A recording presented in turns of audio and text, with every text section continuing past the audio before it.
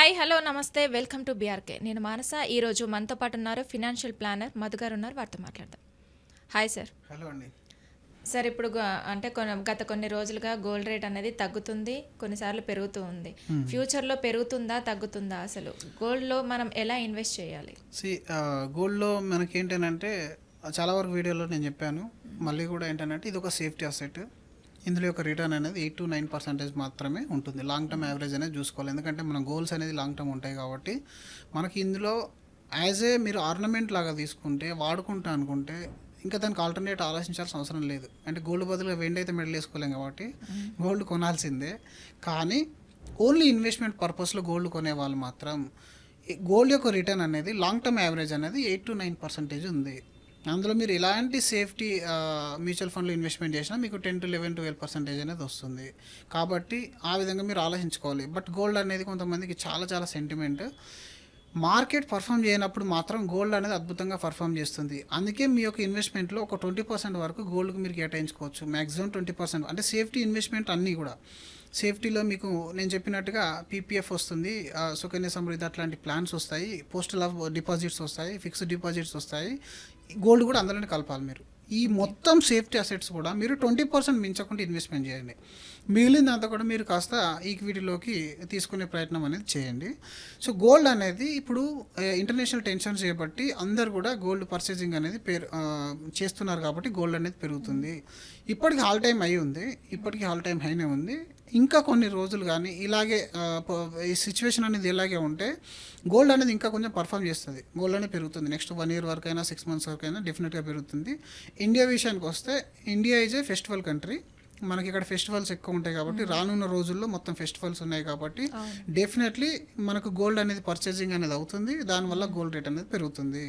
కానీ మీరు మీ regular use కోసం కొంటున్నారు అని అంటే ఏ రేట్లున్నా మీరు కొనండి. మీరు కనుక ఇన్వెస్ట్మెంట్ పర్పస్లో కొంటున్నారంటే అన్నిటి లాంగ్ టర్మ్ యావరేజ్ అనేది అబ్జర్వ్ చేసి దాన్ని గోల్డ్తో కంపేర్ చేసుకోండి. నాకు ఇది గోల్డ్ కంఫర్ట్ 8% 9% ఓకే అనుకున్న వాళ్ళు ఇన్వెస్ట్మెంట్ చేయొచ్చు. ఇంకా ట్రేడింగ్ వాళ్ళదైతే నేను చెప్పలేను. ట్రేడింగ్లో కొంతమంది కొన్ని అమ్మడం చేస్తూ ఉంటారు. ఆ విధంగా వాళ్ళకి ఎంత లాభ నష్టాలు ఉంటాయని మనం చెప్పము. లాంగ్ టర్మ్ యావరేజ్ మేము ఎప్పుడైనా సరే గోల్ బేస్డ్ చేయమని చెప్తాము. మనకున్న గోల్స్ ప్రకారం ఇన్వెస్ట్మెంట్ చేయాలి. ఇది ఇన్వెస్ట్మెంట్ ఈరోజు నేను కొన్నాను అంటే దేనికి ఒకదానికి వాడాలి. Why investment is required. ఈరోజు నేను గోల్డ్ కొంటే అది పాప మ్యారేజ్గా లేదా మా వైఫ్ గిఫ్ట్ ఇస్తానా, లేదా అమ్మ నాన్నకి ఇంకేదన్నా నేను దాంతో ఆర్నమెంట్ చేపిస్తానా, ఇలాంటి గోల్స్ పెట్టుకో. లేదా నేను ఆఫ్టర్ 10 years ఆ గోల్డ్ రేట్ పెరిగితే దాన్ని అమ్మితే దాని నుంచి నేను పిల్లల ఎడ్యుకేషన్ చేస్తానా, లేదా మ్యారేజ్ చేస్తానా, రిటైర్మెంట్ వాడుకుంటానా.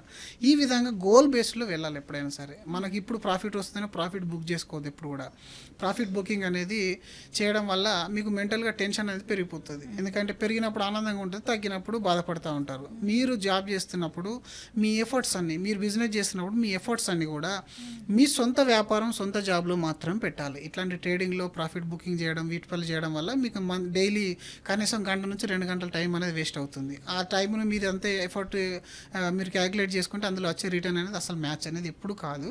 కాబట్టి లాంగ్ టర్మ్ గోల్స్ కోసం ఇన్వెస్ట్మెంట్ చేసేవాళ్ళు ఒక 20% వరకు మాత్రమే గోల్డ్ని కన్సిడర్ చేసుకుంటే బాగుంటుంది. అంతకంటే ఎక్కువ చేయడం వల్ల రిటర్న్ అనేది తగ్గుతుంది అంతే. బట్ ఒక మంచి లిక్విడ్ అసెట్ కొనాలనుకున్న వాళ్ళు, హెవీ క్వాంటిటీ కొనాలనుకున్న వాళ్ళు ఫిజికల్గా గోల్డ్ కొనడం కంటే, ఎందుకంటే ఇంట్లో పెట్టుకోలేము, లాకర్లో పెట్టాలి, మళ్ళీ ఛార్జ్ పే చేయాలి. నార్మల్ క్వాంటిటీలో కొనే వాళ్ళు ఇంట్లో పెట్టుకుంటారు, పెద్ద ప్రాబ్లం ఏం లేదు. హెవీ క్వాంటిటీ కొనాలనుకున్నప్పుడు మ్యూచువల్ ఫండ్ రూపంలో కూడా గోల్డ్ కొనొచ్చు. గోల్డ్ ఈటీఎఫ్స్ అంటారు దాన్ని. ఎగ్జాక్ట్లీ మన గోల్డ్ రేట్ ఎంత ఉందో ఆ రేటు ప్రకారం అది ట్రేడ్ అవుతూ ఉంటుంది అనమాట.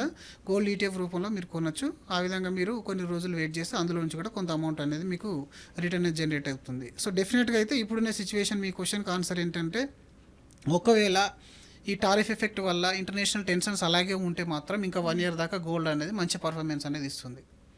సింపుల్. అండ్ అలాగే ఇండియాలో ఫెస్టివల్ సీజన్ వస్తుంది కాబట్టి గోల్డ్ అనేది పెరుగుతుంది. అంతే. ఎలాగైనా కొంటారు అనేసి ఎలాగైనా కొనాల్సిందే, ఎందుకంటే దానికి ఆల్టర్నేట్ లేదు కదా. పండగ వచ్చిందంటే ఆల్టర్నేట్ ఉంది. ఇప్పుడు పెళ్లి ఫిక్స్ అయింది ఎవరిదన్నా ఈ సీజన్లో, వాళ్ళకి ఆల్టర్నేట్ ఉందా?